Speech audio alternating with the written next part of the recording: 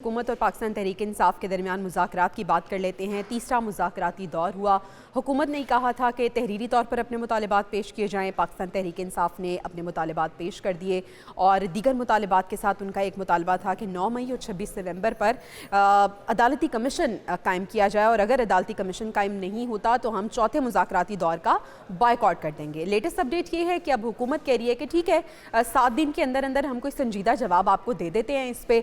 दूसरी तरफ कौमी असम्बली का इजलास हुआ, दोनों तरफ से हमने गर्मा गर्मी भी देखी। आखिर ये हो क्या रहा है? एक तरफ मुज़ाकरात हो रहे हैं, हमें ऐसा लगता है कि कुछ बात आगे बढ़ेगी, लेकिन दूसरी तरफ एक दूसरे पर तंज़ो तनकीद का सिलसिला भी जारी है और इजलास में भी हमने सूरत हाल देख ली। आदिल साहब, पसे पर्दा ये चल क्या रहा है? क्योंकि अभी भी हुकूमती नुमाइंदगान भी ये बातें कुछ करते हुए नज़र आ रहे हैं, पाकिस्तान तहरीक इंसाफ के लोग भी नज़र ये आ रहे हैं बातें करते हुए कि ये मुज़ाकरात सिर्फ दिखावा है। देखिए, जो अभी तक से जो चीज़ इस्टेब्लिश हुई है वो तो लगता है ऐसा है कि जो है तहरीक इंसाफ ने भी टाइम बाय किया था और हुकूमत की तरफ से भी एक कोशिश थी। हुकूमत ने जो सबसे जल्दबाजी की रिएक्शन देने पे वो उसको नहीं देना चाहिए था। जब उनके पास एक टाइम था, मुतालबात तहरीरी शक्ल में उनके पास आ गए थे। उनको जो आज मशावरती इजलास हुआ है, उस मशावरती इजलास के बाद बाकायदा तौर पर जो है तहरीक इंसाफ को जवाब देना चाहिए था। दूसरी तरफ जो तहरीक इंसाफ का रवैया है, ये जिस तरह से वो एक डेडलाइन मुकर्रर कर रहे हैं कि अगर जुडिशल कमीशन ना बना तो फिर अब बातचीत आगे नहीं बढ़ सकेगी।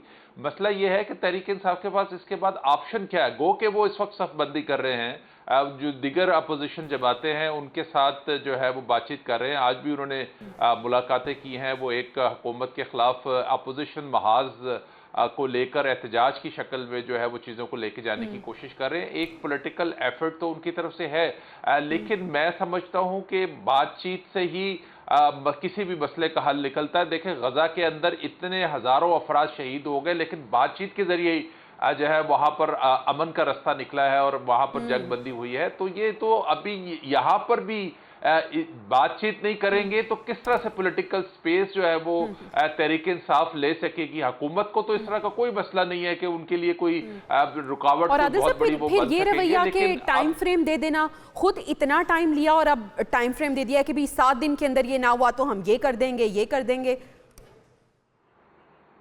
देखिए, मैं तो ये समझता हूं कि हुकूमत की तरफ से जो भी जवाब आए, बातचीत के दरवाजे बंद नहीं होने चाहिए। बेशक वो एहतजाज का जो एक उनका जमहूरी हक है, पार्लियामेंट के अंदर वो एहतजाज कर रहे हैं, बाकी पॉलिटिकल पार्टीज को साथ मिलाकर एहतजाज, जो पुरअमन एहतजाज होता है उसको वो बिल्कुल उनका राइट है कि वो करें। लेकिन उनको हुकूमत के साथ अपना जो बातचीत का दरवाजा है वो बिल्कुल बंद नहीं करना चाहिए। मैच्योरिटी दिखानी चाहिए हुकूमत को भी और तहरीक इंसाफ को भी और उनकी लीडरशिप को भी। अगर आप बस कर देंगे, चीजें वहीं पे रोक देंगे, स्टॉप कर देंगे, तो फिर उसके आगे ऑप्शन क्या रह जाएगा दोनों जो के हम पास? बात करते हैं कि पॉलिटिकल स्टेबिलिटी और उसके साथ साथ मैच्योरिटी बहुत ज़्यादा ज़रूरी है। खाकानी साहब, आपको क्या लगता है कि हुकूमत की तरफ से जवाब आता है जो कि कह रहे हैं, हुकूमत ये कह रही है कि हम संजीदा जवाब देने की कोशिश करेंगे, लेकिन जो उनकी डिमांड है अदालती कमीशन अगर वो कायम नहीं होता तो पाकिस्तान तहरीक इंसाफ ये धमकी दे रही है कि हम मुज़ाकराती जो दौर है चौथा वो नहीं होने देंगे और बात यहीं पे ख़त्म हो जाएगी। आप क्या समझते हैं कि बातचीत का सिलसिला जारी रहना चाहिए? और दूसरा ये कि हुकूमत की जानिब से क्या जवाब हो सकता है एक्सपेक्टेड?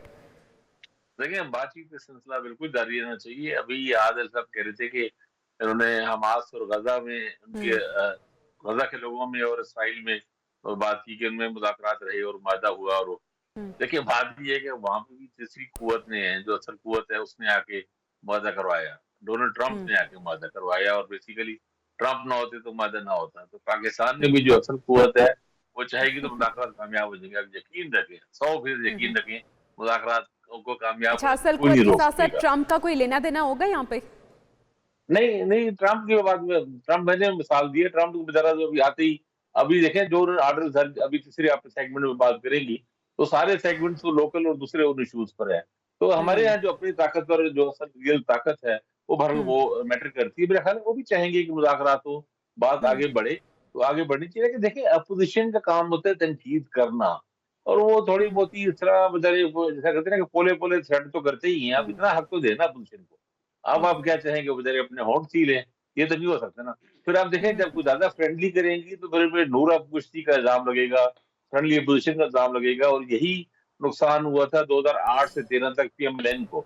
पीएमएलएन ने भी पार्टी की ऐसी सॉफ्ट सी, कमजोर सी अपोजिशन की थी, उसका बहुत नुकसान हुआ था, तो खला ऊपर कर लिया था ज्यादा अग्रेसिव पीटीआई ने।